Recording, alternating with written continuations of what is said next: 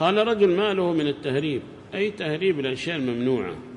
وقام هذا المهرب بشراء شباك الحاوي لصيد السمك من البحر، فهل يجوز أن نعمل معه في البحر وهو لا يزال يهرب؟ لا، ما يجوز لكم أن تعملوا مع هذا المهرب المفسد، وقد أشرت إلى أنه يهرب أشياء محرمة ممنوعة، فهذا مفتئت على الدولة ومضر بالناس، وربما يهرب حشيشة التي هي تضر بالمجتمعات.